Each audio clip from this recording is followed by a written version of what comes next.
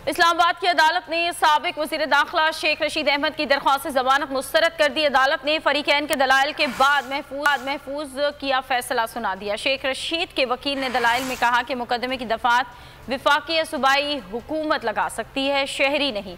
Prosecutor ने कहा कि शेख रशीद ने आम जुर्म नहीं किया, सजा 7 साल तक है। मुद्दई मुकदमा के वकील ने इमरान खान को भी शामिल तफ्तीश करने की इस्तदा की। अदालत ने रिमार्क्स दिए कि इमरान खान के खिलाफ साजिश की तफ्तीश नहीं बनती।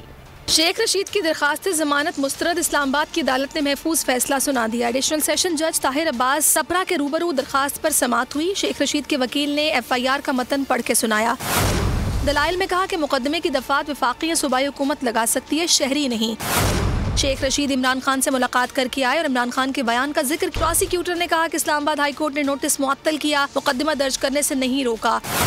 शेख रशीद का बयान इंतहाई इश्तियाल फैलाने पर मबनी है। उन्होंने कोई आम जुर्म नहीं किया, सजा 7 साल तक है।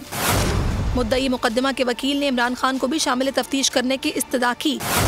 अदालत ने रिमार्क्स दिए कि इस तरह तो फिर इमरान खान के खिलाफ मुबैना इल्जाम का केस बनेगा, उसमें इमरान खान के खिलाफ साजिश की तफ्तीश नहीं बनती। अदालत ने अल्फाज के चुनाव में एहतियात की हिदायत की। रिमार्क्स दिए कि टीवी पर जो मर्जी बोले, अदालत में कानून की बात करें।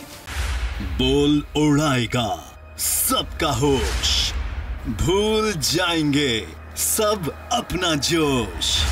बहुत जल्द आ रहा है PSL स्पेशल ट्रांसमिशन, सिर्फ बोल न्यूज पर।